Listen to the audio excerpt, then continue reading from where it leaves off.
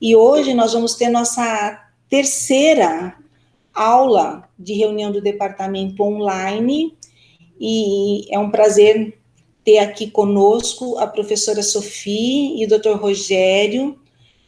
Hoje eles vão estar falando para nós sobre câncer ginecológico e fertilidade, né? Câncer ginecológico nas mulheres em idade reprodutiva. Então, queria mais uma vez, em nome do departamento, agradecer a professora Sofia e o Dr. Rogério. Tenho certeza que vai ser uma reunião muito interessante e proveitosa para todos.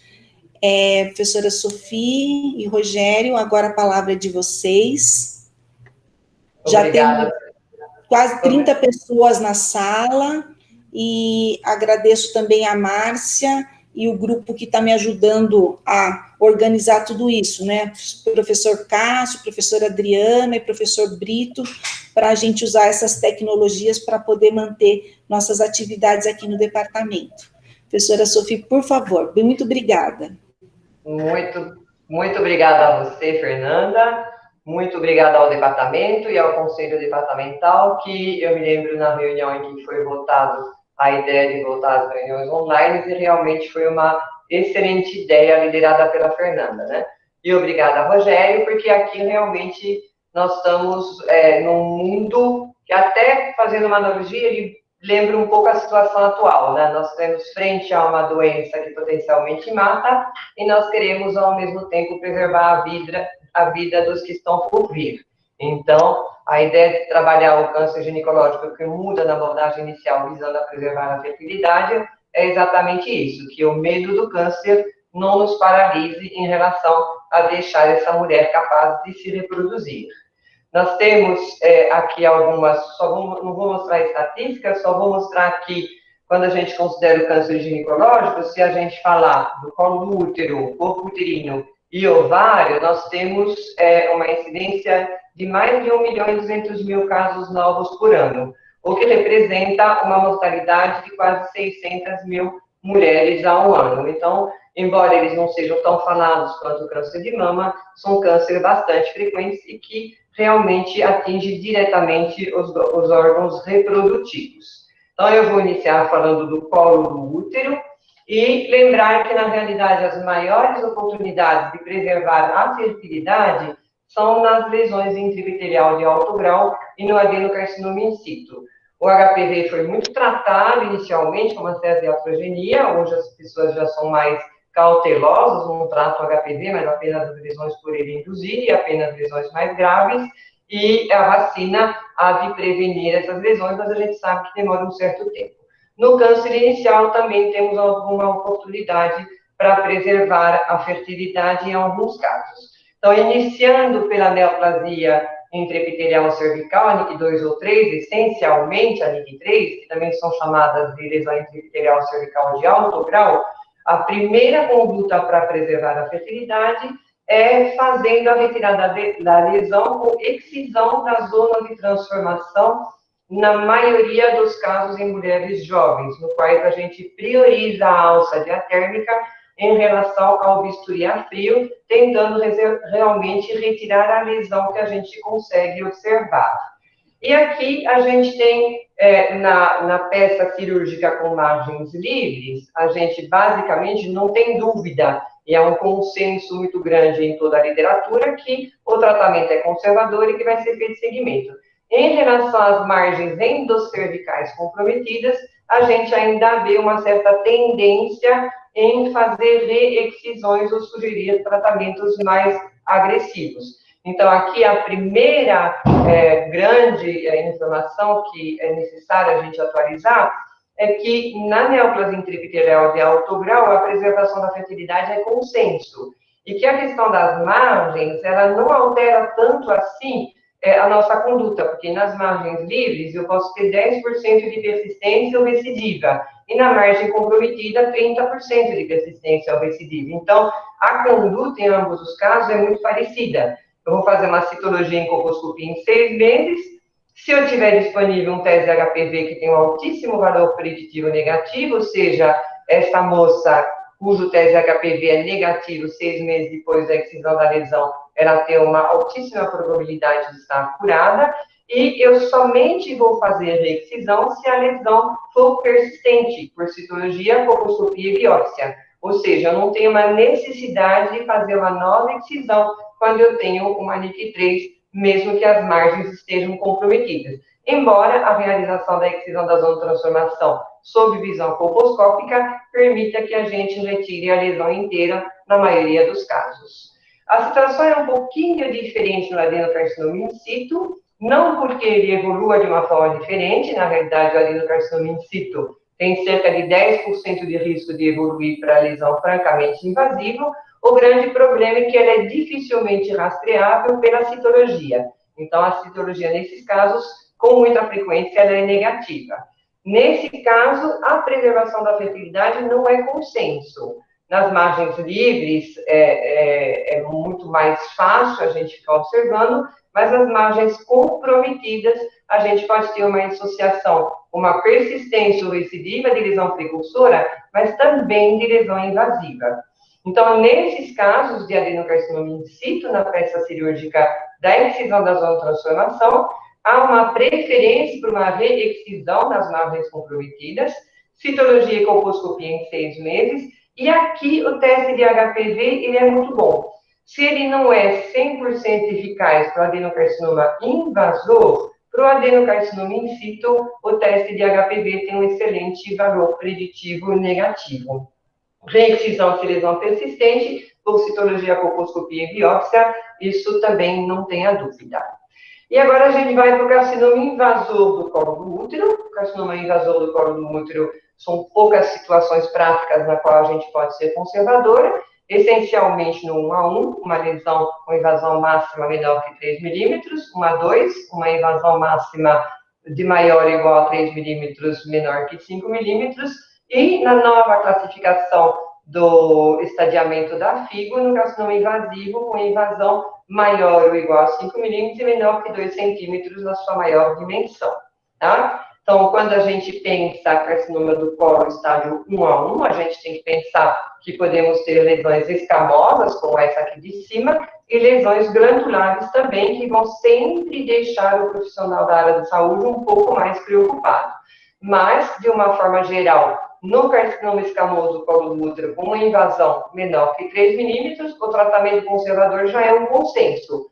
Pode ser tanto por excisão da zona de transformação com alça, quanto com conização a frio. Não precisa ser conização a frio. A diferença com a NIC3 é que as margens da peça cirúrgica devem estar livres de qualquer grau de neoplasia, e se tiver uma invasão angiolinfática associada, aí o caso tem que ser visto de uma forma um pouco mais individualizada. No adenocarcinoma do colo do útero, estágio 1 a 1, na microinvasão menor que 3 milímetros, o tratamento conservador é bastante aceito, já tem bastante estudos, mas essencialmente estudos retrospectivos, e aí sim a gente avalia o desejo reprodutivo. Então, uma senhora com desejo reprodutivo e adenocarcinoma do colo do útero estágio 1 a 1 pode ser sim submetida a esse tratamento conservador, desde que as margens estejam livres, de novo, considerando a invasão angiolinfática. Do carcinoma do colo do útero invasivo, dos estágios 1 a 2 a 1B2, a preservação da fertilidade pode ser considerada, mas ela realmente é restrita aos casos que têm um desejo gestacional bastante expresso. O tratamento tradicional ainda é a esterectomia radical com linfadenectomia pélvica realizada por cirurgia aberta. Agora, classicamente, tem que ser realizada por cirurgia aberta. Uma dica é fazer a oforopexia nos casos em que a gente tem uma mulher muito jovem, que vai para a esterectomia radical com linfadenectomia pélvica, e na qual a oforopexia vai permitir uma posterior hiperestimulação ovariana com a recuperação de ócitos para uma gravidez no útero solidário. Mas, nos casos 1 a 2 a 1B2, nós também podemos oferecer o tratamento conservador, que seria a traquelectomia radical ou uma conização ampla, mas com linfadenectomia pélvica. Sempre pensar antes de indicar a cirurgia que se eu tiver que fazer radioterapia adjuvante, então a minha cirurgia conservadora, no caso conservadora do útero, não vai ser benéfica, porque a radioterapia vai acabar com a possibilidade gestacional dessa mulher, se o útero for irradiado. Então, eu vou tentar falar um por um, né, de uma forma bem rápida, mas no carcinoma do colo do útero, 1 a 2, a preservação do útero depende da idade de desejo reprodutivo, mas ela pode ser feita tranquilamente. No caso do 1B1, em que nós temos uma invasão, que é uma invasão maior que 5 milímetros, mas que é menor do que 2 centímetros no seu maior diâmetro também, a preservação do útero depende da idade e do desejo reprodutivo, mas já é um tratamento que pode ser oferecido nos guidelines. Já no colo 1B2, na nova classificação, quando nós temos um colo cuja lesão invasiva é maior que 2 centímetros, a preservação do útero é de risco. Então, lógico, a preservação dos ovários poderá ser feita, ela é questionável em mulheres com adenocarcinoma, porque a gente sabe que nesses casos as metástases ovarianas são mais frequentes, mas a preservação do útero é de risco. Agora, por que a gente não coloca de cara que seria uma cirurgia mais radical nesses casos? Porque 1B2 pode ser 4,2 centímetros. E pode ser 4,2 centímetros com uma invasão estromal pequena, uma lesão maxilofítica. Então, cada caso tem que ser discutido. Lembrar que a radioterapia adjuvante, a radioterapia após a cirurgia radical, após a esterectomia com parametrectomia e linfadenectomia, ela vai ser sempre indicada nas margens positivas, na extensão parametral na invasão linfonodal, mas ela também vai ser indicada quando eu tiver 2 ou mais fatores de risco intermediário, como um tumor maior de 4 centímetros, ou invasão linfovascular, ou invasão estromal maior que 50%, 10 milímetros. Então, todos esses fatores têm que ser avaliados no pré-operatório. Isso pode ser feito com a peça cirúrgica e pode ser feito também com exames de imagem, nesse caso, essencialmente, a ressonância nuclear magnética. E, por fim, o carcinoma de colo do útero 1B3, que é quando a lesão é maior do que 4 centímetros, embora ela seja restrita ao colo, o tratamento padrão não é nem a cirurgia, é a quimiorradiação. E aí, nesse caso, avaliar a oforepexia em mulheres com carcinoma escamoso. Em mulheres com adenocarcinoma, a remoção do ovário do campo de tratamento é uma decisão um pouco mais arriscada, porque, de fato, existe a possibilidade de metástases nos ovários, que são mais frequentes do que no caso do carcinoma escamoso, tá? Gestação pós-tratamento conservador do câncer do colo do útero, eu vou deixar para o Rogério, eu só vou colocar a visão mais do oncologista, né? Não aumenta a taxa de aborto do primeiro trimestre, aumenta para 8 a 10% o aborto do segundo trimestre após traquelectomia radical, a taxa de prematuridade é muito alta, então os guidelines têm que realmente oferecer um pré-natal diferenciado, porque essencialmente é por ruptura prematura de membrana. Então, até as manobras como seclagem são manobras que acabam sendo úteis, mas não conseguem prevenir todos os casos. E a incidência de prematuridade está diretamente relacionada à extensão da ressecção cervical e a via utilizada para realizar essa traquelectomia. E lembrando aqui ao passão que, realmente, se a gente ficar reconhecendo mulheres com MIC3, num determinado momento, a gente também vai ter nessas mulheres um colo muito desfavorável para manter uma gestação a termo. Então, isso vale também para lesões precursoras. Hiperplasia endometrial é carcinoma endometrióide bem diferenciado do endométrio. Então, eu não vou entrar aqui na questão dos carcinomas de endométrio tipo 2, exclusivamente os carcinomas de endométrio bem diferenciados. A gente pode depois, eventualmente, na discussão, falar um pouquinho dos sarcomas, mas aí os dados são realmente apenas de relato. O diagnóstico é sangramento uterino normal. Então, a gente tem muito claro que o sangramento pós-menopausa tem que ser submetido à biópsia, porque a gente pensa no maligno do Palm-Coin, né, que o maligno inclui tanto a hiperplasia com atipia quanto o carcinoma do endométrio, mas lembrar que mulheres na pré-menopausa que apresentam um sangramento uterino normal também devem ser avaliadas histologicamente. No caso, a amostra endometrial pode ser feita por biópsia endometrial de pipele, por estágio uterino e esteroscopia. O método diagnóstico não tem muita importância. Antes do tratamento conservador, a esteroscopia, em geral, será realizada para ter uma avaliação da extensão da doença endometrial. Mas nada impede que seja feita inicialmente, idealmente, uma biópsia da corpo e pele, que ela pode ser feita em nível ambulatorial, não exige anestesia e é muito rápida. A classificação das hiperplasias hoje, ela ficou muito mais simples depois da correção da U em 2014. Então, basicamente, nós temos dois tipos de hiperplasia. Uma hiperplasia sem atipia e uma hiperplasia com atipia, que pode ser chamada de neoplasia intraepitelial endometrial, embora o termo não tenha sido muito divulgado, não tenha pego muito aí entre os ginecologistas. Eu vi que a doutora Liliana, patologista, está na sala, então, de repente, ela pode até colocar alguma opinião sobre isso. Qual que é a relação da hiperplasia com carcinoma invasor? Então, primeiro que tem uma progressão da hiperplasia para carcinoma invasor. Essa progressão na hiperplasia sem atipia é muito baixa, um risco relativo de 1,01, 1,03, mas quando tem atipia, a progressão para carcinoma tem um risco relativo de 14 até 45 vezes. Então, realmente é uma lesão que precisa ser tratada. Agora, mais importante ainda, para o caso do tratamento conservador da hiperplasia endometrial, é a questão da coexistência do carcinoma invasor com a hiperplasia, que ocorre em menos de 1% das hiperplasias sem atipias, mas ocorre em até 50% das hiperplasias com atipias. Então, a gente tem que estar ciente, quando a gente vai fazer o tratamento conservador de uma hiperplasia, que a gente está, eventualmente, tratando um carcinoma invasor. O tratamento padrão do carcinoma invasor é a esterectomia total com salpingo-oophorectomia bilateral. Então, isso daí é o tratamento que é recomendado. O tratamento conservador, ele é bastante restrito. A linfadenectomia pélvica para-aórtica, uma entectomia são feitas em casos selecionados, e a radioterapia, ou quimioterapia, ou hormonioterapia adjuvante, se necessário. Então, vocês percebem que é um tratamento bastante mais agressivo, vamos dizer assim, do ponto de vista de preservação da fertilidade.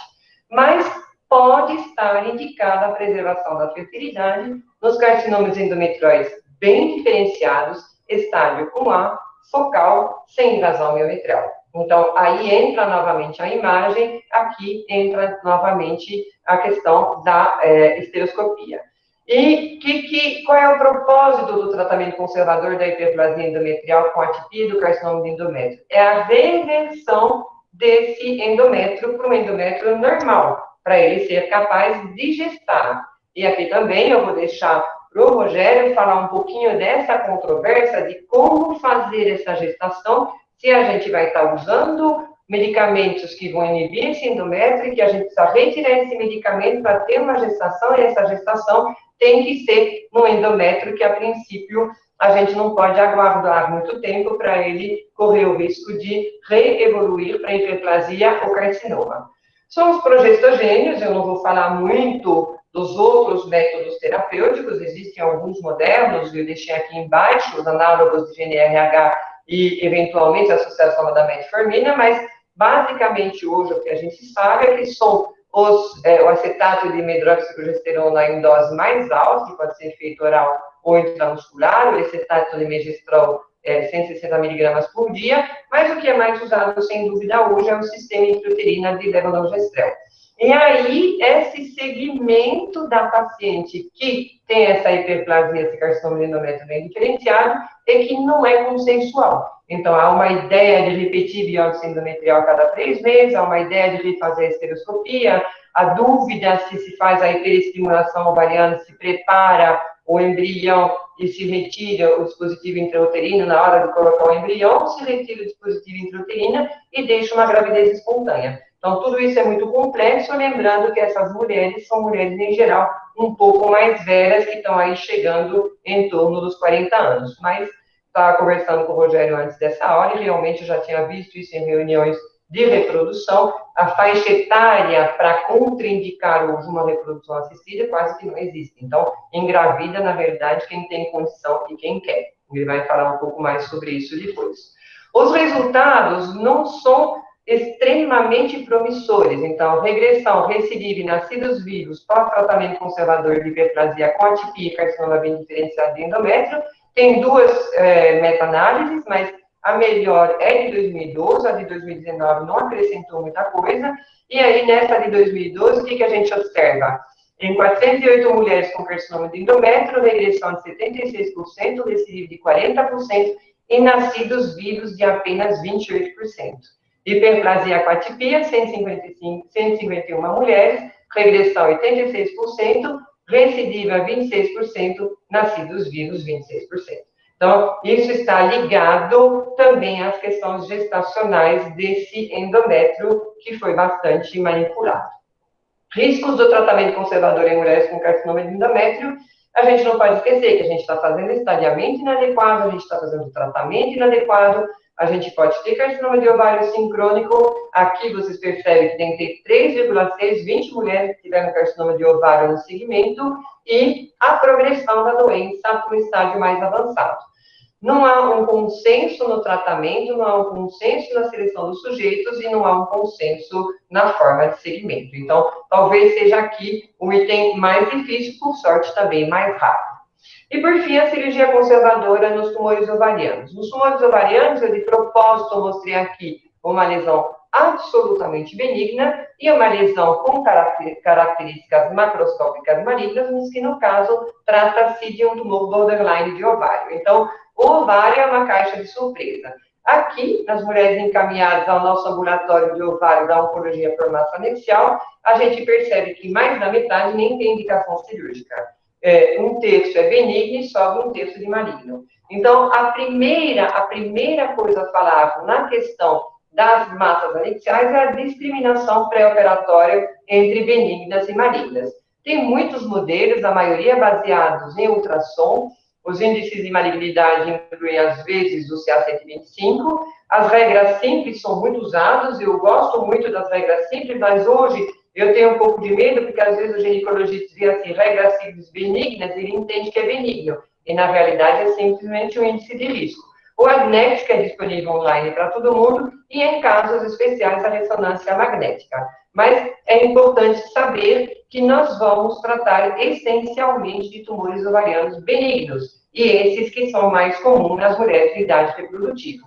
E, de novo, né, eu vou falar com o meu colega de apresentação hoje, o Rogério, né, eu me lembro muito bem de um caso que eu discuti com ele, uma menina pré-púbere, que tinha feito uma salpingoforectomia unilateral por causa de um cisto dermoide e que voltou com 12 anos com um cisto dermoide no ovário contralateral. Então, lembrar que nos tumores benignos de ovário, a tumorectomia é fundamental. Preserve sempre um pouco de parênquima. Semana passada, eu vi ainda um caso aqui de uma menina com torção ovariana, e realmente na torção ovariana o útero fica feio, e uma tendência do cirurgião de retirar o ovário. Então, realmente, a gente tem que pensar em preservar o parênquima do ovário e preservar essa trompa, porque, afinal de contas, uma trompa é pior do que duas. Ela pode perder o ovário e manter uma trompa, ou manter as duas trompas e preservar um fragmentinho de ovário. Quem preserva sempre observa que depois esse ovário volta a crescer. Os tumores benignos podem ser bilaterais sincrônicos, você vai encontrar os dois no mesmo momento cirúrgico, você vai estar mais tentado a fazer uma tumorectomia, mas eles podem ser bilaterais assincrônicos. E aí fica para o segundo cirurgião, né? O primeiro cirurgião tirou o anexo, o segundo cirurgião tem que se virar para preservar o parênquima ovariano que der.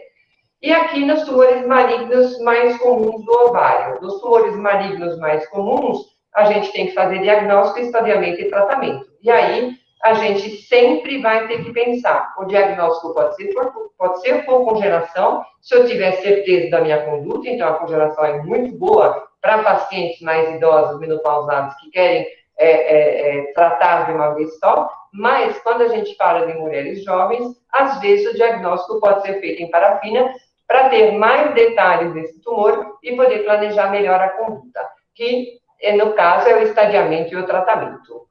De uma forma geral, quando o câncer está aparentemente restrito aos ovários, em todo mundo, nós vamos fazer inventário da cavidade, ressecção de área suspeita, linfadenectomia pélvica e paraórtica e patanistectomia nos mucinosos. O que muda em relação à fertilidade é que, quando eu não quero preservar a fertilidade, eu faço uma histerectomia total com anexectomia bilateral. Quando eu quero preservar a fertilidade, eu posso até fazer uma tumorectomia, um tumor borderline de ovário bilateral, posso fazer uma anexectomia unilateral, ou posso fazer uma anexectomia bilateral e preservar o útero. e nesse útero ela pode pegar um embrião de doador e conseguir gestar, se esse for o desejo dela. Então, tudo isso tem que ser conversado com a paciente antes. O estadiamento adequado é fundamental, então não confundir cirurgia conservadora com cirurgia inadequada, ou seja, tem que estadiar, tem que fazer linfadenectomia, mentectomia e biópsias suspeitas. Por quê? Se for estágio 1A1, eu não preciso fazer quimioterapia. Se eu não estadiar, eu vou ter que fazer quimioterapia, e aí o Rogério vai mostrar para a gente que essa quimioterapia também não é muito boa para preservar a fertilidade. Tumores de células germinativas e do estroma, preservação da fertilidade, ela é basicamente consensual, não tem muita dúvida em relação a isso, inclusive com tumorectomia quando bilateral, e anexectomia unilateral com sem linfadenectomia, dependendo do tipo histológico. Nos carcinomas, nos tumores epiteliais, é um pouquinho mais complexo, porque nós temos dois tipos de carcinoma de ovário. Nós temos do tipo 1, que são os de bom prognóstico, alguns oriundos da endometriose, alguns da tubuterina, mas carcinoma serose de baixo grau, alguns oriundos dos tumores de células germinativas, como carcinoma mucinoso, e de células transicionais. O problema são os carcinomas do tipo 2, que são muito mais frequentes e nos quais a questão da preservação da fertilidade é muito mais difícil. Nos tumores borderline de ovário, que são tumores do tipo 1, o prognóstico é muito bom, não tem indicação de linfadenectomia, não tem indicação de quimioterapia, a cirurgia conservadora é absolutamente bem indicada e realizada na maioria dos casos. Pode, inclusive, ser realizado nos estados mais avançados. Você resseca toda a doença, mas preserva o ovário e o útero e a trompa. Então, isso já está bem definido na literatura. Nos carcinomas de ovário tipo 1, que são os carcinomas bem diferenciados, eles também são geralmente diagnosticados em estágios iniciais. O prognóstico é muito bom, não respondem bem à quimioterapia, mas eles têm uma menor associação com mutações genéticas. Então, nesse caso, a cirurgia conservadora pode ser indicada essencialmente nos estágios iniciais. Algumas pessoas realizam até em estágios avançados, sem que haja mudança do prognóstico oncológico. E, por fim, os carcinomas do ovário tipo 2, esses são muito mais difíceis, porque geralmente estágio avançado, tem indicação de quimioterapia, independentemente do estágio, então elas vão ter que fazer quimioterapia, o que também vai diminuir a reserva ovariana, e aí tem que ter uma discussão do que fazer com ela antes da cirurgia, mais frequentemente associadas a mutações genéticas, nos quais, eventualmente, a ovarectomia é até profilática, imagine no caso de ter uma neoplasia. Então, é pouco indicado nesses casos. E eu fecho com esse slide, que é de uma revisão muito boa, as referências com todas essas estratégias de preservação da fertilidade em câncer ginecológico, e no qual eu abordei a questão cirúrgica do câncer de cólon, do câncer de endométrio e do câncer de ovário, e para quem eu deixo agora a palavra ao meu colega aqui de apresentação, que vai continuar e falar para a gente das técnicas para que essa preservação da fertilidade sejam ideais. Rogério, é com você. Oi, bom dia a todo mundo. Até a gente fica constrangido de apresentar uma aula depois da doutora Sophie, né, com esse brilhantismo que ela apresenta, mas vou falar um pouco, então, agora sobre um pouco das técnicas de preservação da fertilidade.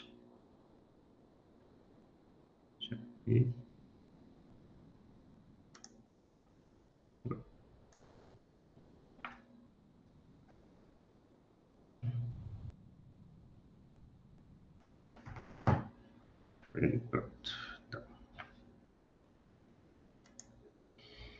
Então, por que falar em oncofertilidade é importante, né? A doutora Sophie já mostrou especificamente aí para os cânceres ginecológicos a importância que tem, né, em número de frequência. Hoje a gente sabe que a maioria dos tratamentos vão ser curativos e, principalmente, hoje em dia que as mulheres adiam a gravidez, muitas vão fazer o tratamento sem terem filhos e vão querer a gravidez depois que curar, né? As técnicas de preservação da fertilidade já mostrou, várias publicações mostram que realmente melhora muito a qualidade de vida. Mesmo que tenha uma chance pequena, mas ela saber que ela tem a chance ainda de ter uma gravidez depois do tratamento, melhora muito a qualidade de vida dessas pacientes. E bom que a gente percebe que em 2010, quando a gente falava de preservação da fertilidade, mais da metade dos oncologistas não indicavam essas técnicas de preservação da fertilidade. Isso vem melhorando muito, né? Um estudo mostrou que em 2012, já 53% geralmente ou sempre conversavam sobre os riscos da fertilidade e quase 45% falava sobre técnicas de preservação da fertilidade. E isso já aumentou ainda mais, já 75% a 80% dos oncologistas já falam sobre preservação da fertilidade em pacientes com câncer. Né? O mais comum que preservam a fertilidade são pacientes com neoplasias hematológicas, porque também é mais comum em adolescentes e crianças. Mas o câncer cervical, 2,7%, o câncer de ovário, 9% das pacientes, e 23% quase das pacientes com câncer de mama. Para a gente pensar, né, o porquê que o tratamento oncológico é tão nocivo para a fertilidade, primeiro, óbvio que quando a cirurgia vai remover um órgão reprodutivo, isso automaticamente vai levar a uma infertilidade. Mas quimioterapia e radioterapia, a gente sabe que tem um efeito gonadotóxico muito grave, e a radioterapia ainda pode levar a danos uterinos, também prejudicando uma gravidez. Para a gente pensar no dano gonadotóxico, né, que pode ter a radioquimioterapia, a gente antes tem que pensar no como funciona a reserva ovariana da mulher, né? A gente sabe que com 16 semanas, as oogônias começam a sofrer mitoses na vilite uterina, na 20ª semana chega no pico de quase 7 milhões de folículos primordiais, e começa, então, a meiose, que vai parar na prófase 1. Isso é importante a gente pensar, porque quando essa meiose só vai terminar quando a mulher ovula. Então, numa mulher de 45 anos, essa meiose vai acontecer numa mulher de 45 anos, tendo muito mais sujeito a ter algum erro nesta meiose. A partir da 24ª semana, começa a haver atresia, e no nascimento só temos 2 milhões de folículos, e até que a puberdade também vai continuar perdendo, até vai ter 400 mil. Após a puberdade, né, normalmente a mulher ovula com um óvulo, mas quase 1.000, pelo menos, isso também vai diminuindo ao longo dos anos, mas em torno de 1.000 são recrutados e vão entrar em atresia. E isso vai acontecer independente dela estar ovulando ou não. Então, algumas pessoas têm o conceito de que se ficar bloqueando os ovários, isso pode prolongar a vida reprodutiva, e isso não acontece. Né? E esperado assim que com 50 anos isso acabe. E como eu falei, né, também com a idade, vai aumentar o aborto espontâneo, porque é uma meiose acontecendo num óvulo que está mais velho, que tem menos energia e, portanto, tem mais chance de erro e aneuploidia. Importante a gente pensar que os folículos, os quimioterápicos vão agir em células em divisão. Então, os folículos primordiais, eles estão menos sujeitos à lesão dos quimioterápicos e à radioterapia, né, já que eles pegam os folículos em crescimento, levando à apoptose das células da granulosa e a atresia desses folículos. Mas os folículos primordiais também podem ser destruídos dependendo da quimioterapia. E é importante a gente lembrar que, quando tem muita lesão de folículo em crescimento, isso induz internamente o ovário a aumentar o recrutamento folicular. Então, você acaba tendo mais lesão de folículos também primordiais, porque eles são mais recrutados e se tornar em crescimento quando tem uma lesão grande. Quando a gente pensa no que pode causar, a gente, lógico que depende do potencial gonadotóxico do tratamento, mas também das condições da paciente. Vai ser diferente o status puberal dela, dependendo da idade da reserva ovariana dela. O potencial gonadotóxico cirúrgico vai ser se for removido, e a lesão para fertilidade vai depender de quanto e que órgão você vai estar removendo. Em relação ao quimioterápico, vai variar muito de acordo com o tipo de quimioterápico, a dose que você usa e a duração. Né? A gente sabe que diferentes quimioterápicos têm gonadotoxicidade diferente, os alquilantes, ciclofosfamida Clorambucil, o busulfano são de maior alto risco. Os que usam muito em ovário, carboplatina e cisplatina, são já de médio risco, e já esses outros, metotrexate, vinblastina, vincristina, já tem um menor potencial. Mas isso comparando a diferença entre eles, mas vai variar também de acordo com a dose, né? Óbvio que se um quimioterapia, aqui tem como seria a evolução normal da queda da reserva ovariana, a partir dos 35 é acentuada. Quando você tem uma quimioterapia, você vai acabar de ter uma perda acelerada e, contanto, a vida útil da mulher vai ser fértil, vai diminuir. Se o quimioterápico é mais lesivo, é óbvio que vai ser um resultado pior. E se o quimioterápico é usado por mais tempo, também vai acabar tendo um prejuízo maior. Então, o tempo, a dose e, lógico, o tipo de agente. Tem alguns quimioterápicos que uma dose pode não ser lesivo, mas dependendo da dose, pode ser também. A radioterapia também vai depender da dose de radioterapia, a duração que você vai usar e também do local de radiação. Os folículos são muito sensíveis, né, à radiação e diminuem muito a reserva, e o dano não é só pela radiação direta nos ovários, também pode ser dissipada por áreas próximas, mas a chance vai ser bem menor, né? Um estudo com 182 sobreviventes de câncer na infância que receberam a radioterapia mostrou que se os ovários estavam no campo, os dois ovários, 68% entrou em falência ovariana. 14% se os ovários estavam próximos, e ninguém entrou em amenorreia se pelo menos um dos ovários estava fora do campo de radiação. Né? O útero também pode ser realizado pela radioterapia, ele, mesmo que não seja direto no útero, porque daí a lesão é muito maior, mas próximo também, vai ter uma perda da elasticidade miometrial, a redução do volume uterino, alterações do endométrio e da vascularização. Em relação, quando a gente pensa nas condições da paciente, o status puberal, como na paciente que ainda não teve a menarca, o ovário tende a estar, né, parado, não está com folículos em crescimento, o dano vai ser menor. Pode acontecer em doses maiores, ou dependendo do quimioterápico ou da radioterapia, mas o dano geralmente é menor. Quanto maior a idade e quanto menor a reserva ovariana, a gente vai partir de uma reserva ovariana menor e a idade automaticamente vai ter uma reserva ovariana menor também. Então, provavelmente você tem mais chance de fazê-la entrar em falência ovariana. E quando a gente vai, então, preservar a fertilidade? Qualquer paciente que tem um desejo reprodutivo que vai ser submetido ao tratamento com potencial gonadotóxico. Então, você sempre que uma paciente vai fazer algo que pode prejudicar a fertilidade, e ela tem o desejo reprodutivo, e isso a gente tem que expandir um pouco, porque às vezes tem um conceito, mas ela já tem 40 anos, então já pensa que isso não tem desejo reprodutivo. E hoje as técnicas de reprodução assistida evoluíram muito, então você pode ter gravidez aí com idades até avançadas, então sempre tem que questionar o desejo reprodutivo da paciente, que nem sempre ela levanta esse desejo para o oncologista.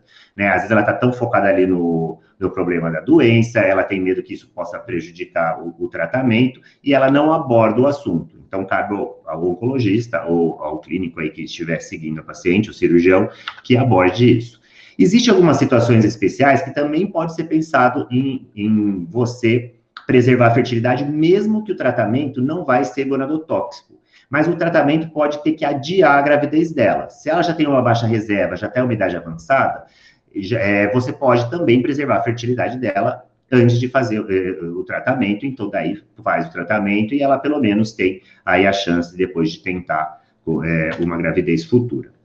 Para escolher qual técnica de preservação da fertilidade, vai depender muito, né, do risco de fertilidade do tratamento, você tem que perguntar, a chance de gravidez com a utilização de cada técnica, então você vai expor as técnicas, quais são as chances com cada um, para a paciente também optar por qual ela prefere, né? Se ela já está recebendo quimioterapia prévia, limita já, porque, por exemplo, não dá para fazer um congelamento de óvulo, porque os folículos em crescimento já vão estar sujeitos à ação da quimioterapia e você aumenta muito a chance desses óvulos serem aneuploides. O tempo do tratamento oncológico pode ser adiado? Então, se a paciente pode adiar, você vai pensar, por exemplo, no congelamento de óvulos. Se não pode adiar, você pode ter a opção aí do congelamento de tecido ovariano. A paciente pode receber o estímulo hormonal? E qual é o desejo da paciente? Para isso, então, primeiro você tem que conhecer as técnicas de reprodução assistida para poder indicar para essa paciente, né, ou ter contato com algum centro de reprodução que vai fazer essa orientação. E sempre antes avaliar a reserva ovariana da paciente. É importante isso, porque a gente sabe que quanto menor a reserva, maior é o risco do tratamento, então isso tem que ser pesado no risco dela entrar em falência ovariana.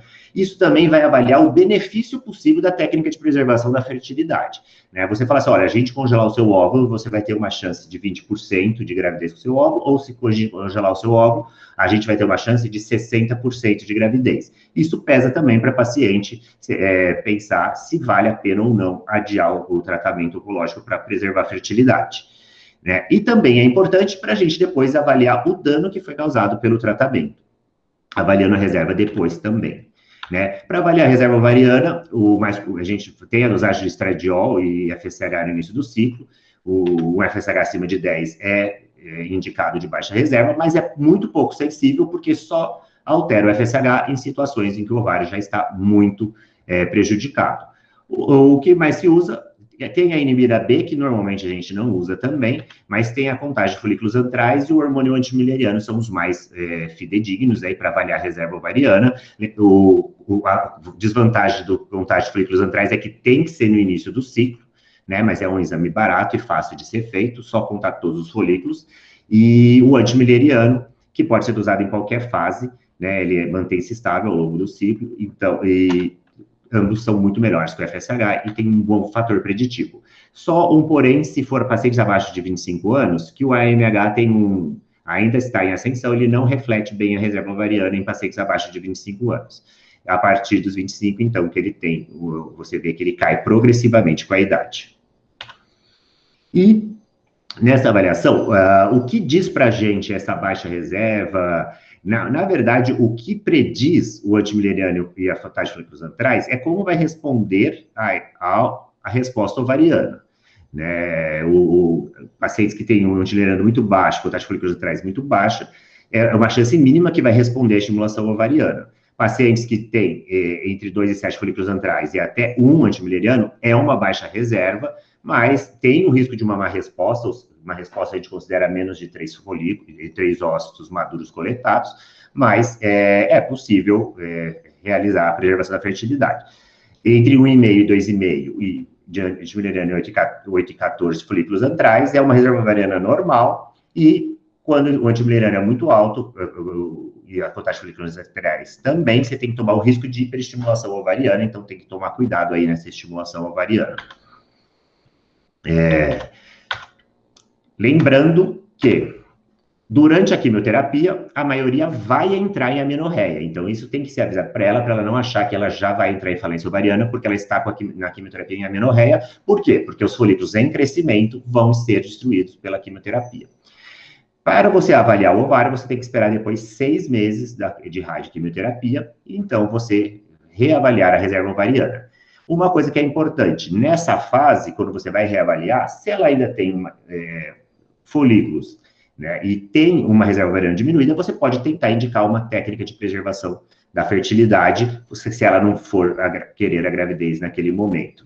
Ela já fez o tratamento, só tem que esperar 6 meses aí do tratamento oncológico para poder fazer. Quando a gente fala de preservação da fertilidade, então, primeira coisa que a doutora Sofia estava falando, cirurgias conservadoras, quando possível.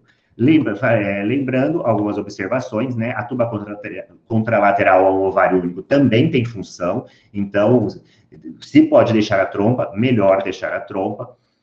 E a gente pensa, muitos oncologistas, quando tiram os 2 ovários, já pensam, então já tira o útero também.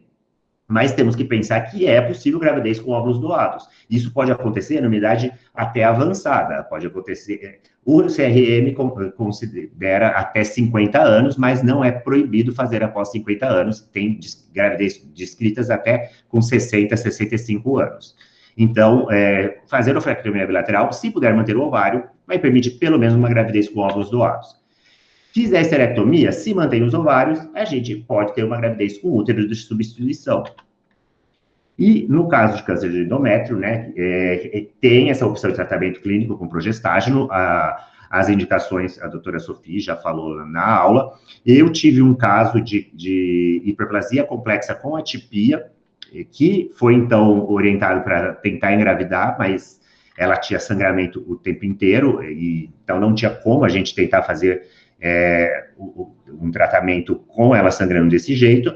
Coloquei o Mirena, esperei por 6 meses, a lesão regrediu, e então fiz a FIV com o Mirena e uso de letrozol, né, para o inibidor de aromatase, para não subir tanto o estradiol e ficar protegido do endométrio com o Mirena. Não tem problema você fazer a coleta de óvulos com o Mirena, formou os embriões, e depois, então, tendo regredido as lesões, né, do endométrio, eu fiz a transferência dos embriões e ela engravidou. Só que ela teve um aborto. Agora ela está esperando para fazer uma nova FIV, está com progestágeno e a gente está reavaliando. Além da cirurgia conservadora, outra técnica é a transposição dos ovários. Se eles estiverem no campo de acometimento da radioterapia, então você tem indicação de fazer a transposição dos ovários.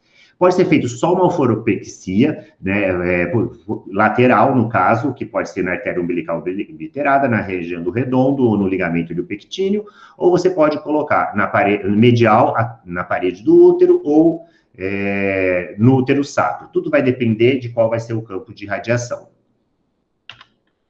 E tem a opção da transposição dos ovários, que no caso você corta o ligamento uterovárico e o mesovário, e você tenta, preservando a trompa e a vascularização, pode fixar na goteira pareietocólica ou na parede lateral abaixo da margem costal.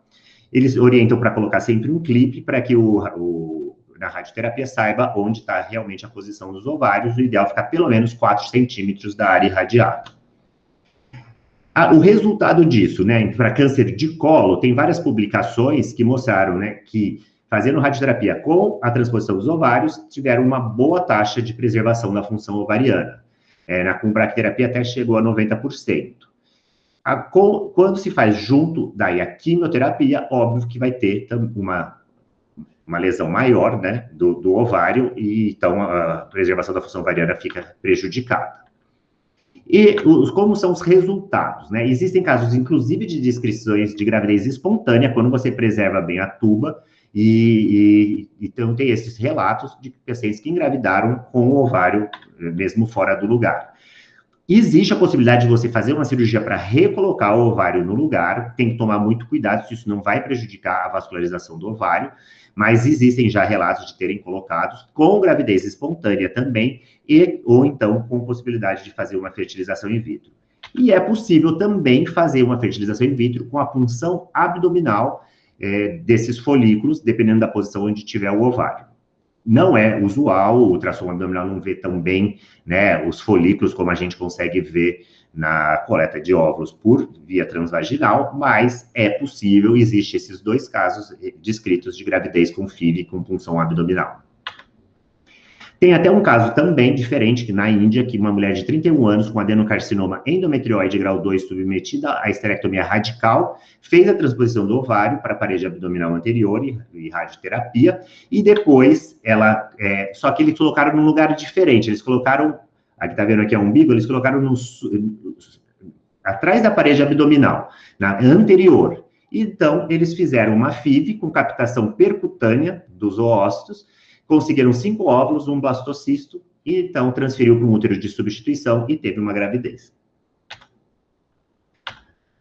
Agora, pensando realmente no ovário, né, na fertilidade dos gametas da mulher, é possível fazer o congelamento de embriões e óvulos, e essa é a melhor técnica para preservar a função ovariana, que deve sempre ser feita, se possível. Fazer a cirurgia conservadora, a transposição dos ovários, pode também ser feito paralelamente com o congelamento dos óvulos e dos embriões. Lembrando alguns conceitos, né, que o óvulo, para ser fertilizado, ele já tem que estar em metáfase 2. Então, não adianta eu colher os óvulos, que vão estar todos em prófase 1, sem ter ele passado pelo processo de amadurecimento. O folículo tem que crescer até 18 milímetros, sob efeito do FSH, ter o pico de LH para reativar a meiose, então eu posso pegar um óvulo maduro. Com isso, tem que ser pós-púbere. Não adianta estimular o ovário de mulher, de menina, antes da puberdade, que o ovário não vai responder, não é possível congelar o óvulo.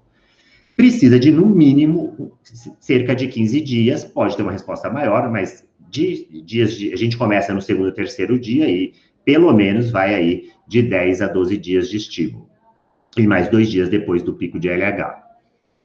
E precisa do estímulo hormonal. O FSH vai crescer vários folículos, vão ter muitos folículos produzindo estradiol, às vezes chega a ter 8.000 nível de estradiol, se tiver uma excelente resposta, então tem que estar ciente que vai haver esse aumento do estradiol. E as gerais, não vou explicar aqui tudo como funciona a FIV, mas são várias doses de gonadotrofinas injetáveis que a gente usa por aí, geralmente no 11º dia de medicação, então a gente pode fazer o agonista do GNRH para induzir o trigger, ou o HCG, e colhe depois de 35 horas. Importante, que muitas vezes a gente tem um conceito que vai precisar esperar a menstruação para poder fazer, e hoje a gente tem protocolos que pode começar em qualquer fase. É lógico que se tiver, por exemplo, numa fase com folículo, numa fase folicular inicial, dá para começar. Se for folicular tardia, você pode acelerar esse folículo, crescer um pouco mais, induzir a ovulação dele, e 5 dias depois da ovulação você começa a estimulação ovariana. E se tiver na fase lútea, você pode começar, não tem problema começar na fase lútea. Você pode associar tamoxifeno e letrozol em pacientes com tumor estrogênio dependente, no caso você faz o letrozol por toda a estimulação ovariana, depois da coleta você mantém o letrozol até você normalizar os níveis de estradiol, e pensar que, às vezes a gente pensa que não tem tanto tempo, mas cada coleta demora mais ou menos 15 dias, e é possível você fazer uma segunda estimulação 5 dias após a primeira coleta, é o que a gente chama de duostim, você faz a primeira coleta, que demora aí em torno de 15 dias para coletar, 5 dias depois da coleta, já começa uma nova estimulação ovariana, assim, num período curto de tempo, você consegue o maior número de óvulos. Lembrando, pacientes que têm mutação do BRCA1 têm menor reserva ovariana, com uma pior resposta à estimulação ovariana. Só para falar aí, né, o congelamento de óvulos, então, você vai ter a coleta via transvaginal, então também esse ovário tem que estar acessível. Já teve paciente que às vezes tem um tumor ovariano que quer congelar os óvulos antes de fazer a ressecção, e às vezes o tumor está na frente dos folículos e você não consegue acessar para você não furar esse tumor, né? Então é importante avaliar se esses ovários são acessíveis. Então, você vai congelar os óvulos. Hoje evoluiu muito a técnica de congelamento. Antes perdia-se muito, porque fazia o congelamento lento e formava cristais de gelo. Hoje é um congelamento rápido, que é a vitrificação, e que é 70 vezes mais rápido o congelamento, e isso não tem lesão.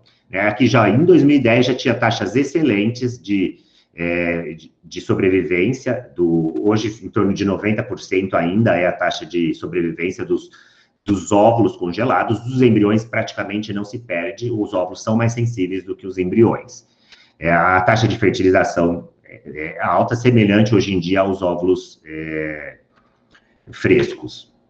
Aqui tem, então, mais ou menos o que esperado. Óbvio que, quanto maior a idade da paciente, menor a chance. E quanto maior o número de óvulos que ela congelar, maior a chance de que ela consiga uma gravidez. A gente sempre tem que pensar que dos embriões vai ter parte deles que vão ser alterados, e você vê que uma mulher acima dos 40, menos de 30% dos embriões gerados por fertilização in vitro, sendo que ainda muitos vão se perder, óvulos não vão formar embriões, mas dos embriões formados ainda assim tem um alto risco de aneuploidia. Isso tem que ser muito conversado com a paciente para ela ter noção real das suas chances, para ela não criar ilusões de que congelou o óvulo, ela vai ter uma garantia de gravidez. Mas, em pacientes jovens, principalmente se você consegue um bom número de óvulos, você tem umas chances, hoje em dia, muito boas de uma gravidez. O recomendado aqui, a gente fala, se for numa situação normal, a gente sabe que numa situação oncológica, o recomendado é o quanto a gente conseguir.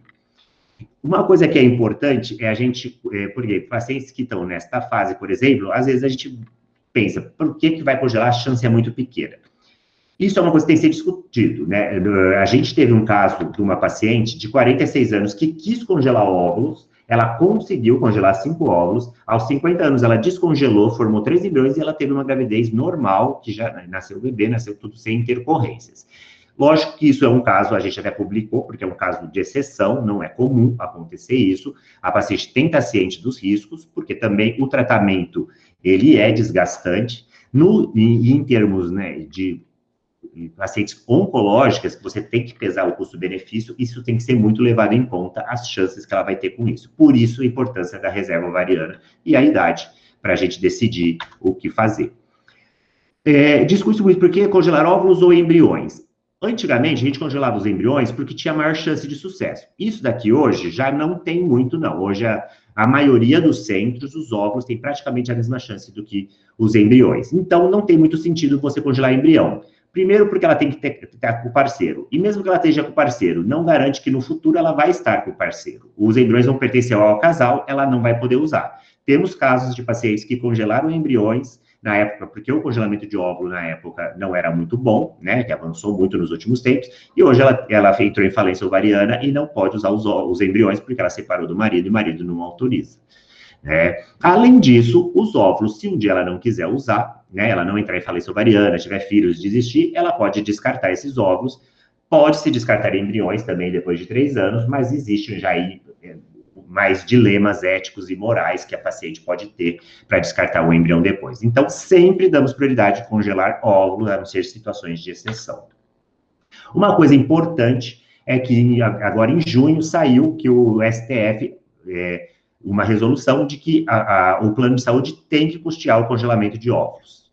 Né? Então, antes, né, ele não vai custear depois para usar esses óvulos, mas e nem a manutenção dos óvulos, mas pelo menos o processo que custa aí em torno de uns 15 mil a 20 mil reais para congelar óvulos, a manutenção depois é em torno de R$1.000 por ano, então pelo menos isso, essas pacientes vão poder o convênio cobrir, e a maioria das clínicas hoje faz programas de não cobrar para fazer preservação da fertilidade de pacientes com câncer, e até tem parcerias com laboratórios que fornecem as medicações de estimulação ovariana. Agora, se a paciente não pode esperar para começar a quimioterapia, se ela já tomou alguma quimioterapia, os folículos em crescimento já estão prejudicados, então, se há menos de 6 meses você não vai poder fazer também. Se ela está pré-púbere e ela tem a contraindicação de tomar hormônios, embora isso é relativo, porque mesmo pacientes com câncer de mama já mostrou que fazer o uso do letrozol junto não aumentou a piora do prognóstico aí com você fazer a coleta de óvulos. Mas nessas situações, você não vai poder vitrificar nem óvulos nem embriões, sobra a maturação in vitro, que não é feita, porque é um procedimento experimental com resultados muito ruins, e a criopreservação de tecido ovariano, que ainda é experimental, mas que é uma chance concreta de gravidez. O congelamento de tecido ovariano, você vai pegar fragmentos, né, por laparoscopia, criopreserva, e depois você transplanta. Você pode colocar ele no próprio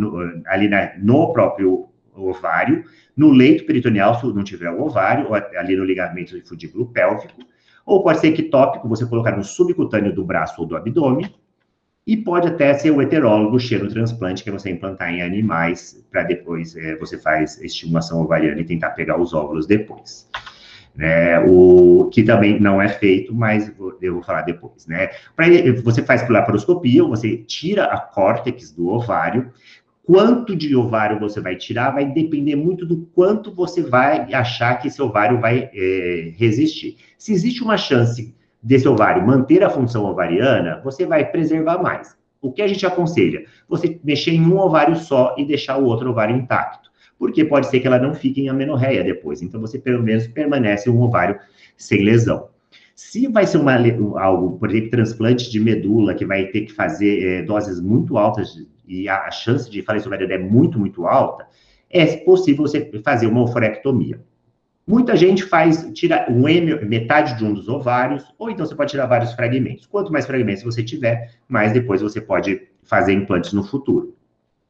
Pode ser colocado, então, no subcortical do ovário, pode simplesmente, na região que retirou, então, você reimplantar, né, estruturar no próprio ovário.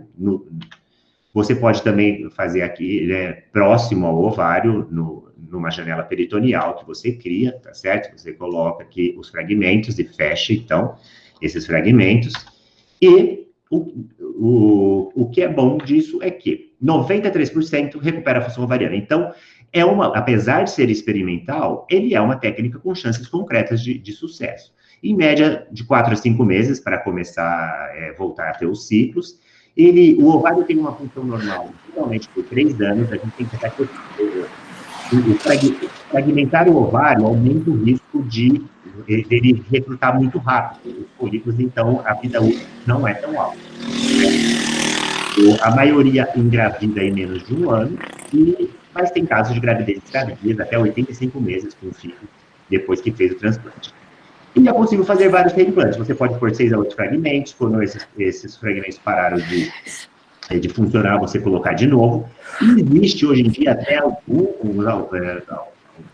médicos aí, o Dr. Silver, por exemplo, nos Estados Unidos, que eles estão indicando mulheres, quando estão congelarem fragmentos de tecido ovariano, para daí, quando elas entram na menopausa, elas reimplantarem, para elas prolongarem retardarem a menopausa, né, o que não é normalmente indicado, mas já está sendo feito isso. E algumas pacientes já vêm questionando se pode ser feito isso, guardar fragmento de ovário para reimplantar no oncológico.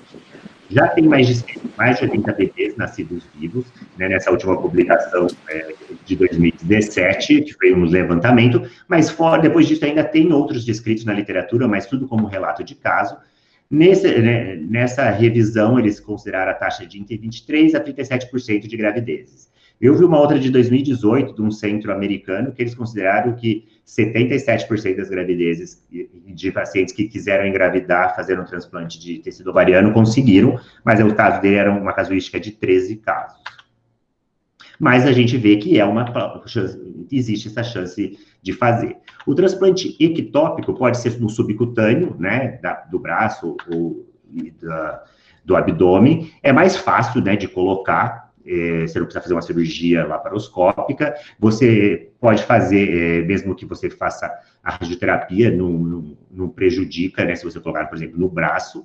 E é mais fácil de fazer a coleta dos óvulos para filhos, que você faz via percutânea. Entretanto, parece que o meio ali do tecido subcutâneo não é igual ao da pelve. Tem um caso descrito que teve gravidez com isso, e nunca espontânea, sempre com FIV, mas é questionável, né? O recomendado é fazer o ortotópico mesmo. Uma coisa que tem que tomar muito cuidado é a malignidade nesse tecido ovariano. A paciente está curada do câncer e depois você colocar um tecido ovariano com câncer. Né? Leucemias, por isso, o risco é muito elevado, então não é indicado nesses casos.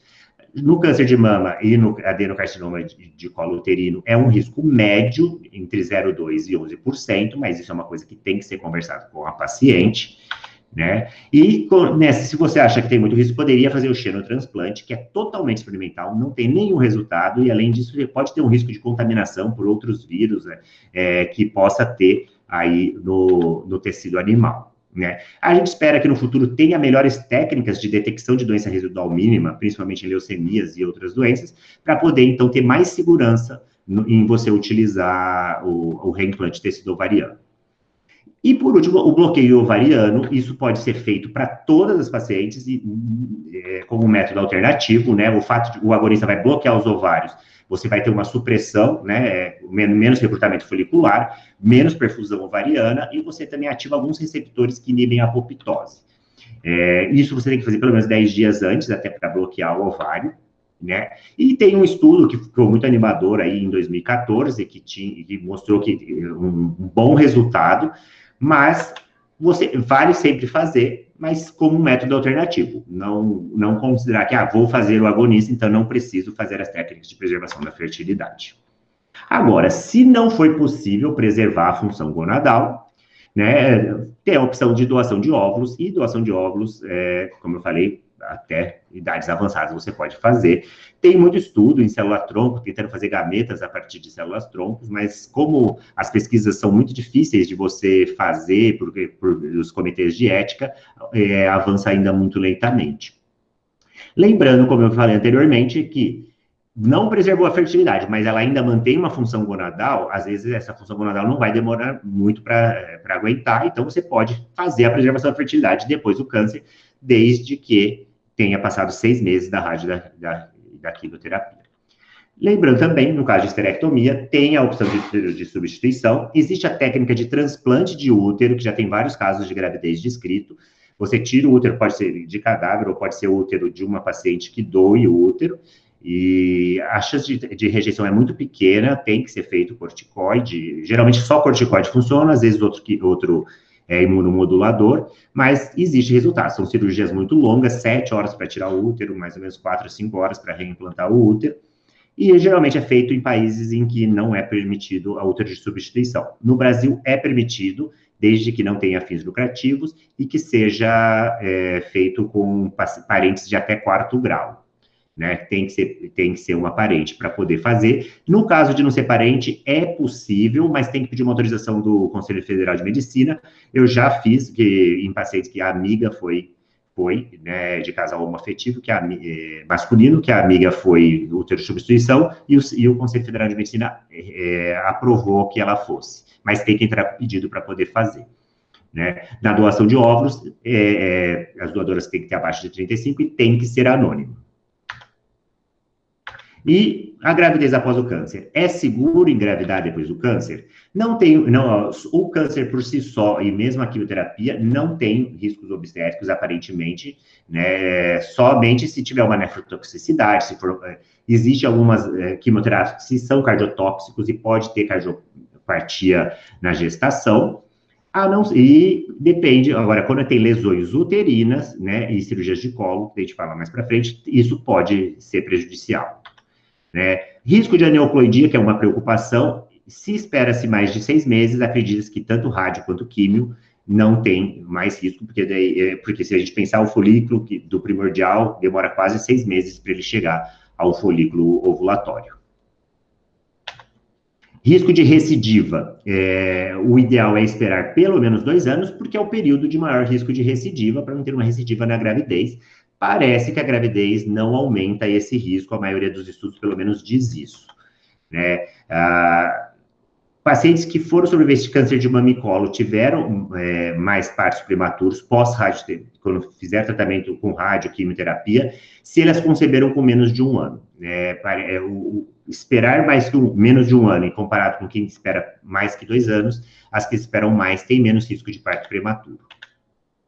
Especificamente a radioterapia, né, se tiver radiação abdominal, vai ter piores resultados obstétricos, desde que não tenha lesado totalmente o útero a ponto de nem permitir uma gravidez, mas mesmo o útero que se mantém a função reprodutiva, ele tem maior taxa de baixo peso ao nascer e o parto prematuro, né, principalmente se for menos de 1 ano do período que foi irradiado.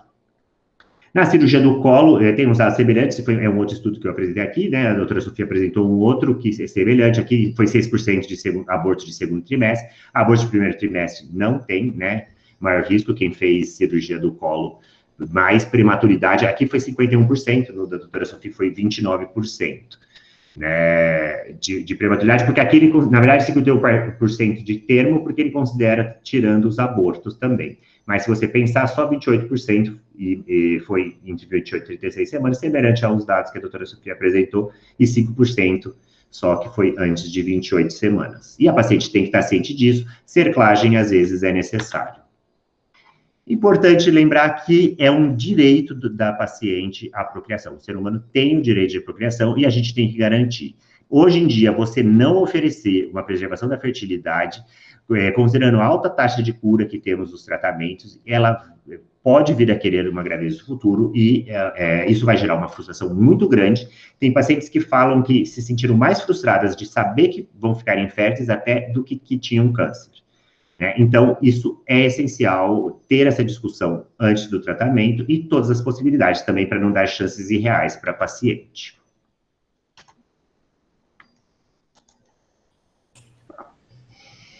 Muito obrigada, Rogério. Alguém só me dá um sinal se vocês estão me ouvindo, isso. E eu acho que eu vou começar, então, a fazer as perguntas que foram colocadas no chat. Tá? A primeira pergunta eu vou responder rapidamente, é uma paciente de 25 anos com provável leiomiosarcoma, a melhor conduta e tratamento. E aí eu diria que, na verdade, a conduta nos sarcomas, ela muda completamente dependente do tipo. Então, tem desde os sarcomas do estroma endometrial de baixo grau, até os leiomiosarcomas e até os tumores de músculo liso que tem um potencial de malignidade incerto. Então, eu acho que essa pergunta ela não dá para ser respondida com a questão da probabilidade, ela tem que ter uma certeza absoluta de diagnóstico, tá? Aí eu vou passar a segunda pergunta, já vou passar para o Rogério, tá? Então, a Juliana pergunta, eu acho que mais para você do que para mim, a gente poderia fazer perguntas e respostas rápidas, porque tem bastante pergunta aqui. Tá. A pergunta que a Juliana faz, que é muito interessante, se a quimioterapia na gestação interfere nos folículos dos fetos, e se esses conceptos terão maior taxa de infertilidade na vida reprodutiva. Então, Juliana, eu sei que aumenta um pouquinho as leucemias em mulheres, nos fetos de mães que tomaram agentes alquilantes, mas em relação à questão da reserva ovariana, achei a pergunta muito interessante. Rogério?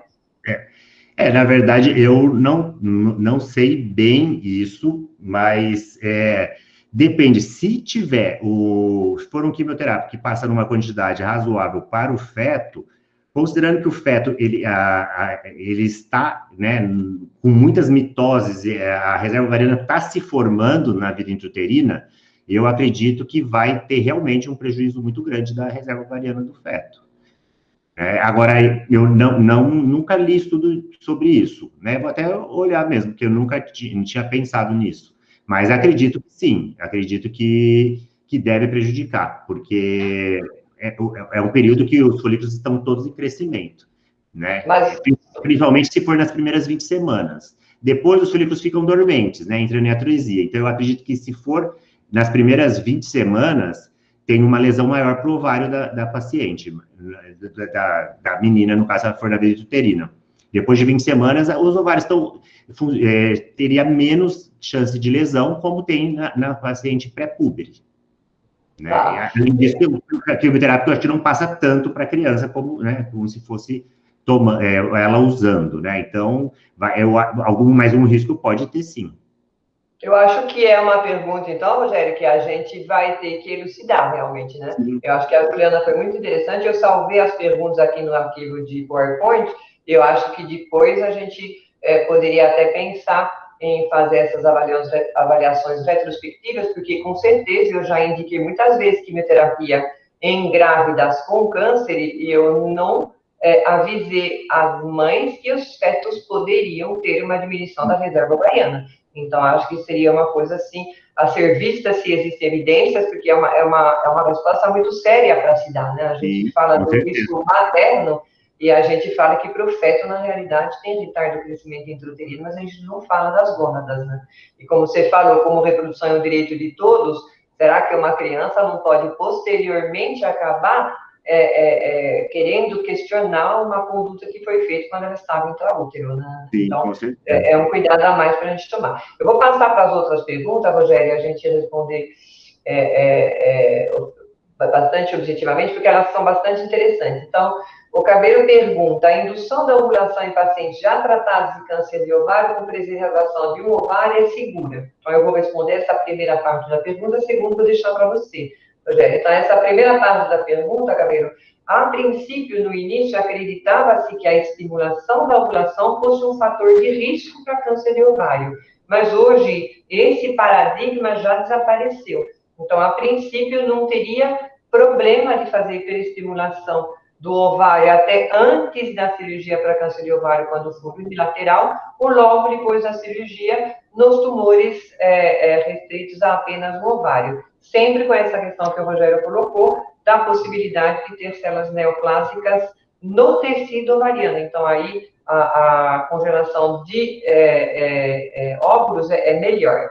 Aí, a segunda pergunta que o Cabelo faz, ele faz bastante, tá, Rogério?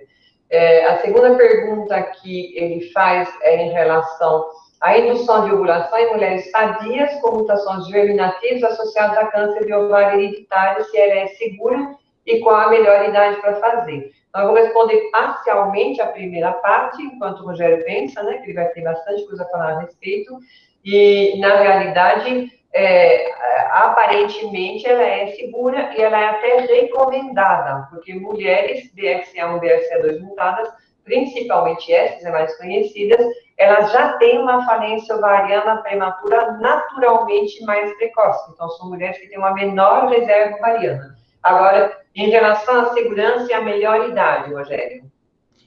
No caso, a melhor idade é ela fazer o mais cedo possível, né? Quanto mais jovem ela fizer, é melhor. Lógico, depois entre 20 e 25 anos seria uma idade excelente. Abaixo dos 30 vai ser melhor do que acima dos 30. Né? E é bem indicado nessas pacientes, porque elas vão ter uma tendência a uma reserva ovariana menor, né? E muitas vezes vai ter que tirar os ovários, então o congelamento de óvulo para essas pacientes é muito bem indicado, quem tem essas mutações.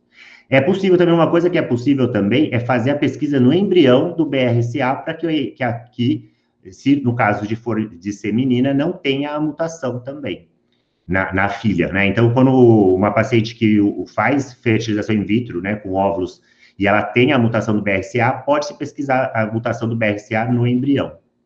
E aqui, Rogério, o Cabelo pergunta se existem posicionamentos oficiais, nacionais e internacionais, em relação à seleção de embriões em pacientes portadores de mutações patogênicas, que é uma pergunta que a Daniele, ela também faz em relação à seleção de embrião para mulheres com doença trofoblástica gestacional recidivante. É possível, você fazer a biópsia para pesquisa de mutações, é possível, a pesquisa genética para doenças monogênicas, você cria uma sonda, desde que seja possível, você tem que fazer todo o perfil genético dos pais, e é possível, e tem uma lista enorme de pesquisas que você pode fazer, inclusive é permitido que você faça para pesquisar embriões que sejam HLA compatíveis com outro filho que vai precisar de um transplante, por exemplo. Então, às vezes que o casal quer engravidar de outro filho para poder fazer o transplante para o outro filho, o Conselho Federal de Medicina permite que você selecione um embrião compatível para que esse novo filho seja compatível para poder fazer um transplante, por exemplo, de medula para o outro filho que tem a doença. Agora, a pergunta, eu acho, Rogério, porque que é possível fazer, acho que é algo que a gente já tem bastante tranquilidade. A pergunta é se é legalizado oficialmente, se a lei me autoriza a fazer uma seleção de embriões. Sim. E em quais circunstâncias. Eu posso selecionar, por exemplo, o embrião do gênero que eu quiser? Eu posso selecionar um embrião com mutações tipo miopia? Eu posso selecionar mutações tipo hemofilia? Ou tem alguma coisa que está relacionada a determinadas indicações precisas e legalizadas? Na resolução do Conselho Federal de Medicina, ele autoriza fazer pesquisa para doença, qualquer doença. Então, qualquer pesquisa monogênica para doença pode. Gênero não pode. Embora acaba se sabendo, você faz a pesquisa cromossômica e faz. Né? Então, isso é permitido para doenças. Agora, miopia nunca... eu nem sei se tem um gene específico que define isso, né? Mas qualquer lista que tenha de genes patogênicos pode ser feita a pesquisa. Tá. É permitido, é uma resolução do Conselho Federal de Medicina. E é permitido fazer a pesquisa, mas também selecionar, porque a dúvida não é fazer a pesquisa, mas também selecionar. Pode descartar os embriões que tiverem com alteração. Hoje em dia, na verdade, depois de 3 anos, qualquer embrião, mesmo normal, pode ser descartado. Ok. E aí eu tenho uma outra pergunta, afirmação aqui da Fernanda, que eu não sei se você vai poder trazer alguma coisa, mas acho que seria interessante, é a questão dos imunossupressores na reserva ovariana futura fetal. Imunossupressores utilizados durante a gestação. Olha, eu não sei de relato disso, né? Pelo menos nunca a gente coloca como um fator de risco aí para ter tido isso na vida intrauterina. Mas acho que talvez também não tem muito estudo em relação, né? É a mesma coisa em relação à quimioterapia. Eu não sei dizer se isso, o quanto afeta a vida intrauterina da paciente. Tá, então é mais um algo para a gente estudar. Realmente deve ter publicações sobre a Isso, repercussão desses tratamentos em fetos de mães que usaram sim. determinados medicamentos. Acho que é um excelente tema, viu, Fernanda? Porque nós temos É, muitos casos de câncer na gravidez, então seria um próximo tema e seria bastante interessante. E por fim, a Flávia Torelli complementa que a sexagem pode ser feita por doenças ligadas ao sexo. Então, sim. aí nesse caso a gente começa a ter essas questões complexas, né, de um embrião mutado para uma determinada doença de maior penetrância num determinado gênero, acabaria levando a um determinado tipo de seleção por gênero, né? Fernanda, você gostaria já são 10 para meio-dia, né? Eu não sei qual que é a sua colocação aí. Inicialmente, eu queria agradecer mais uma vez, Sofia e Rogério, pelas excelentes apresentações. A professora Sofia, a gente já conhece a excelência das aulas, né? Todo mundo não perde uma aula da professora Sofia. E eu fico muito contente de ver o Rogério, que é da nova geração, que foi nosso aluno, nosso residente, agora nosso colega, apresentando uma aula desse tema complexo, nessa qualidade, junto com a professora Sofia. Realmente eu tô, assim, uma aula muito, muito interessante. E aí, como obstetra, né, a professora Sofia já me falou disso, a gente já fica pensando no segmento pré-natal dessas mulheres, que muitas vezes tiveram neoplasia, precisaram de uma reprodução assistida e chegam para a gente para o pré-natal. E eu acho que realmente é uma sugestão para um tema futuro, como já foi colocado para a professora Sofia, né, que a gente tem bastante interesse também. E eu queria só agradecer mesmo, e a gente já está no limite do nosso tempo, e com relação aos imunossupressores que eu coloquei, é porque a gente tem alguns, né, como a ciclofosfamida, que às vezes a gente tem que usar em alguma doença autoimune, e eles têm, sim, alguma repercussão em gônada fetal, já conhecido, tanto que eles são proscritos na gravidez, porque a repercussão não é só para a mãe, é em longo prazo para essas crianças também. Então, eu fiquei pensando se teria alguma coisa dos antineoplásicos também.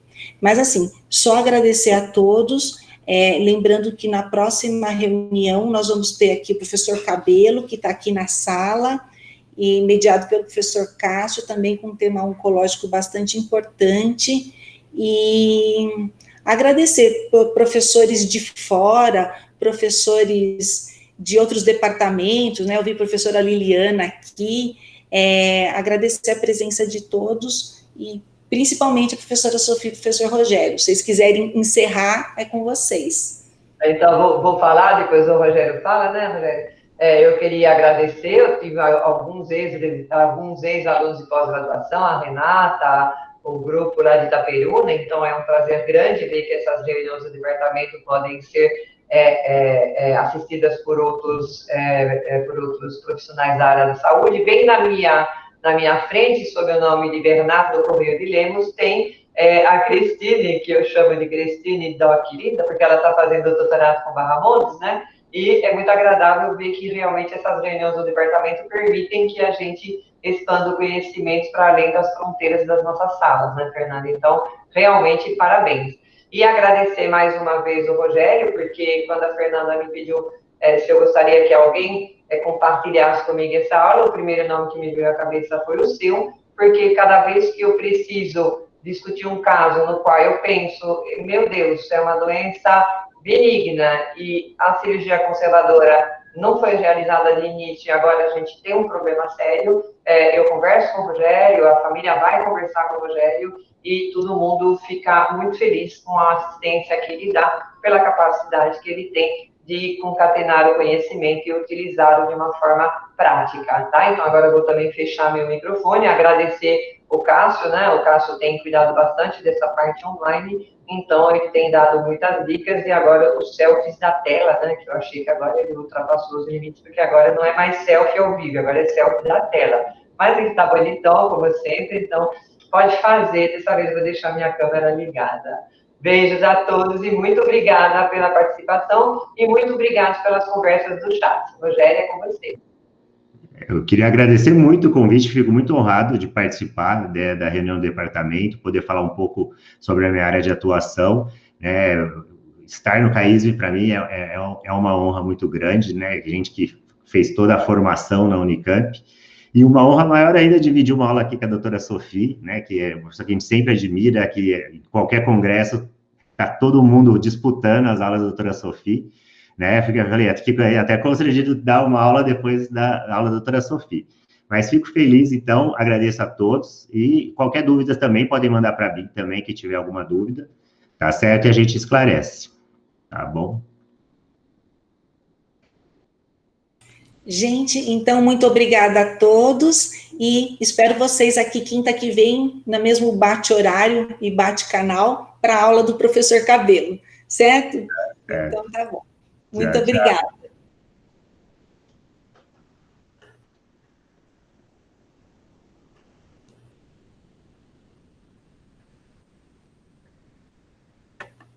Aqui o link para a nossa próxima aula, gente. Muito obrigada.